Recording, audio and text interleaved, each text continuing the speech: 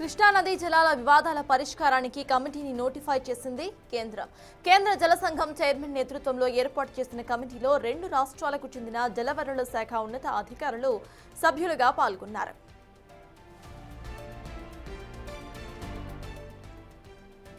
తెలంగాణ, ఆంధ్రప్రదేశ్ రాష్ట్రాల మధ్య నదీ జలాల వినియోగంలో నెలకొన్న వివాదాల పరిష్కారానికి సంబంధించిన కమిటీని కేంద్ర జలశక్తి మంత్రిత్వ శాఖ ఇవాళ నోటిఫై చేసింది.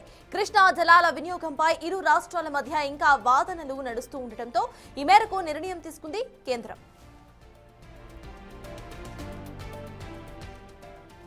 ఈ కమిటీకి కేంద్ర జల వనరుల సంఘం చైర్మన్ నేతృత్వం వహించబోతున్నారు. ఈ కమిటీలో తెలంగాణ నుంచి జల వనరుల శాఖ సలహాదారు, ఇరిగేషన్ శాఖ ప్రిన్సిపల్ సెక్రటరీ, తెలంగాణ ప్రభుత్వ special secretary, engineer in chief సభ్యులుగా ఉండగా ఆంధ్రప్రదేశ్ నుంచి జల వనరుల శాఖ స్పెషల్ సెక్రటరీ, జల వనరుల శాఖ సలహాదారు, ఇంజనీర్ ఇన్ చీఫ్ ఇంజనీరింగ్ సభ్యులుగా ఉంటారు. వీరితో పాటు కృష్ణా నది యాజమాన్య బోర్డు హైదరాబాద్ చైర్మన్, గోదావరి నది యాజమాన్య board chairman, national water development agency chief engineer, CWC chief engineer కూడా సభ్యులుగా ఉంటారు. కృష్ణా నది జల వివాద పరిష్కారానికి 2023 అక్టోబర్ 6న 2 ఏళ్ల కాలానికి ట్రైబ్యునల్ ఏర్పాటు చేయగా దాని గడువు 1 ఆగస్టు 2025 నాడు ముగిసింది. ఈ నేపథ్యంలోనే గడువును జూలై 31 వరకు పొడిగిస్తూ నిర్ణయం తీసుకుంది.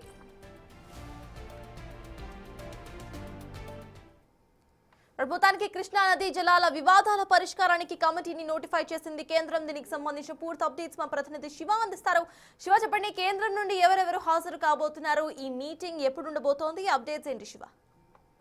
రైట్ సత్తాజ్, 2 రాష్ట్రాలకు సంబంధించి 2 తెలుగు రాష్ట్రాలు, ఆంధ్ర తెలంగాణ రాష్ట్రాల జల వివాదాల పరిష్కారం కోసం కేంద్ర జలశక్తి శాఖ ఒక కమిటీని నోటిఫై చేసింది. దీని ప్రకారం కమిటీకి కేంద్ర జల వనరుల శాఖ సంఘం చైర్మన్ గా వ్యవహరిస్తారు. అయితే కమిటీలో తెలంగాణ నుంచి జలవనరుల శాఖ సలహాదారు, ఇటు ఇరిగేషన్ శాఖ ప్రిన్సిపల్ సెక్రటరీ, తెలంగాణ ప్రభుత్వ స్పెషల్ సెక్రటరీ, ఇంజనీరింగ్ చీఫ్ సభ్యులుగా తెలంగాణ నుంచి దానిలో సభ్యులుగా ఉంటారు.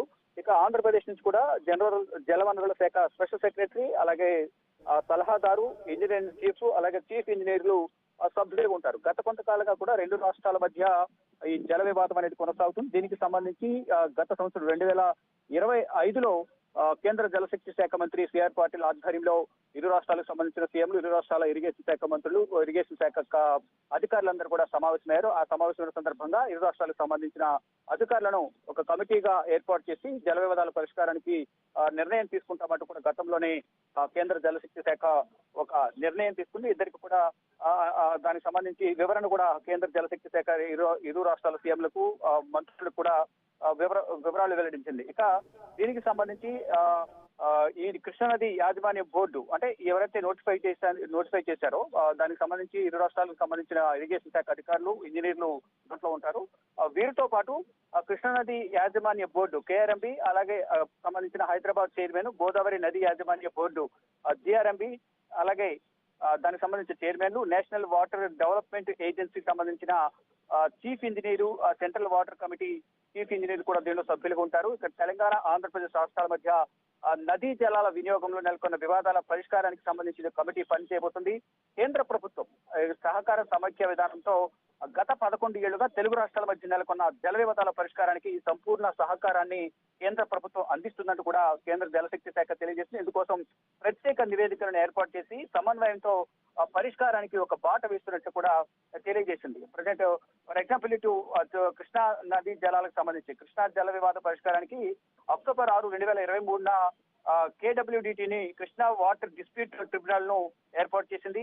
అడిషనల్ టర్మ్స్ ఆఫ్ రిఫరెన్స్ ను కూడా నిర్దేశించింది. ఇక 2 ఏళ్ల కాల వ్యవధి ప్రకారం దానికి సంబంధించిన పరిష్కారాన్ని చూపించే విధంగా కూడా గతంలో నిర్ణయం తీసుకున్నారు. మరోవైపు దీనికి సంబంధించి ప్రధానంగా ఆంధ్రప్రదేశ్, ఇటు తెలంగాణకు సంబంధించి అధికారులను నియమించిన నేపథ్యంలో దానికి సంబంధించి కూడా కేంద్ర జలశక్తి శాఖ నోటిఫై చేసింది. దీనికి కేంద్ర జలశక్తి శాఖకు సంబంధించిన కీలక అధికారి చైర్మన్ ఉంటారు. త్వరలోనే దీనికి ఒక పరిష్కారం చూపించే విధంగా కేంద్రం అడుగులు వేస్తున్నట్టు కూడా కేంద్ర మంత్రి కిషన్ రెడ్డి దీనికి సంబంధించిన పత్రికా ప్రకటన విడుదల చేశారు. Thank you Shiva.